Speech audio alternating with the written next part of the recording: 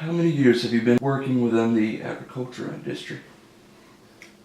For 26 years. I started when I was 24.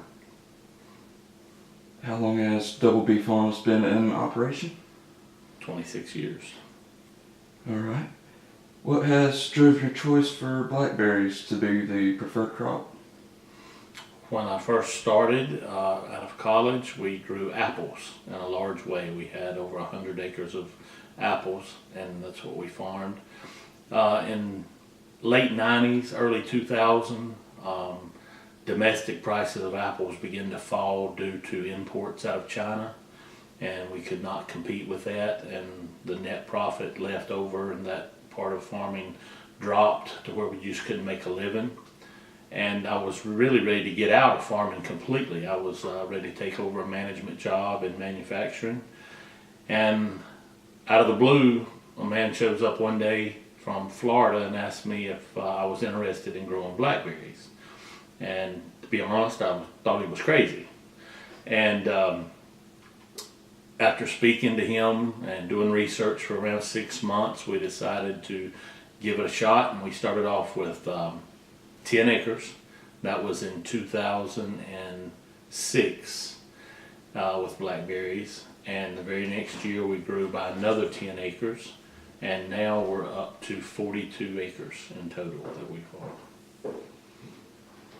And how far is blackberries distributed now? All over North America,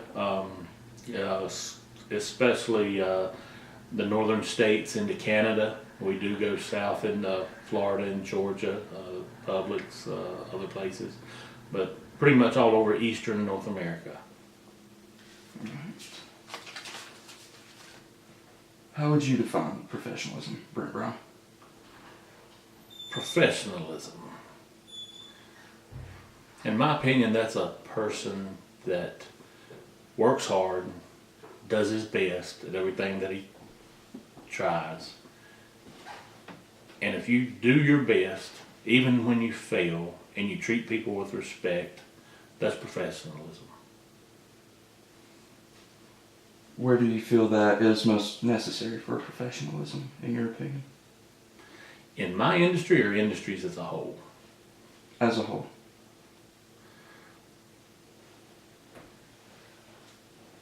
If you're not a professional person and treat people in all industries, no matter what line of work you're in, you're not going to be in business long.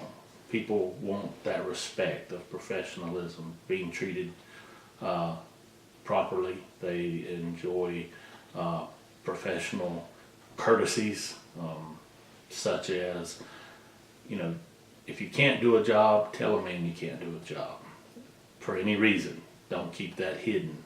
If you tell a man you're going to do something, do it no matter what. What advice would you have for a new graduate or intern in terms of this? I'm a firm believer that a 4-year degree in anything, I don't care what you major in. You can major in basket weaving for all I care. When you finish a 4-year degree in college, you have proven to yourself and others that you're willing to undertake something and see it to its end to be successful. That, along with hard work once you get that degree. Don't think that degree gives you a handout and you're automatically going to get a great paying job. Once you do that 4 or 4.5 years to get your bachelor's degree, come out, work hard until you're 30. In your early 20s, forget the playing. Get out and work your butt off. And if you do, by the time you're in your early 30s, you have been successful enough to enjoy life a little bit. But when you graduate from college, get out. If you go to work for someone else, give them everything you got. If it's 7 days a week that they need, give it to them. In the long run, they're going to remember you, they're going to respect you, and you're going to climb the ladder fast. What key moment within your past experiences has professionalism proven to be most valued? There are many moments. It's hard to pick just one.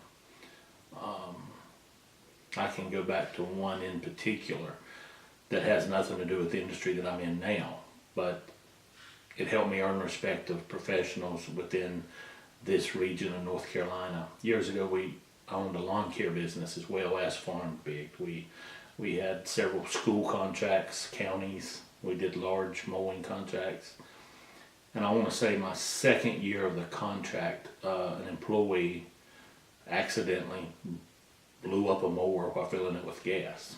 It caught on fire in a parking lot at a school, burnt cars, did thousands and thousands of dollars worth of damage. I was a young kid, 25, 26 years old, right out of college, working on my own. And the way that I handled that, I had all of the things that I needed in line to start my business. I had the proper insurance, the proper liability insurance. You know, some people may have tried to cut corners and not had those things. And if that would have happened, they wouldn't have been successful, wouldn't have been able to continue. I had everything in order. By the time the fire trucks got there, my employees had called me. I was on the scene. The school superintendent showed up. He was there.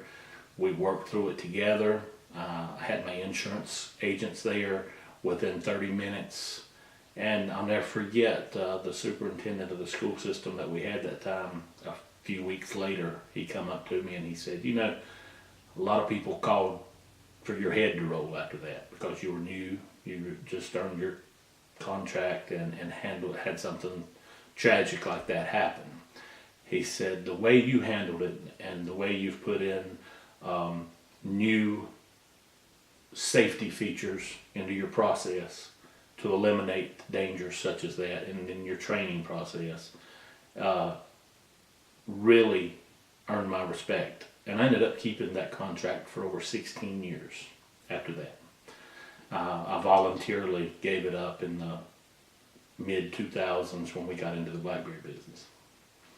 So that's probably my key moment of professionalism and the way you handle yourself in front of people. Any final advice for someone thinking about entering this industry? Yes. If you're thinking about getting into any agriculture business, number one, I think it's a great thing. Farming is a dying trade.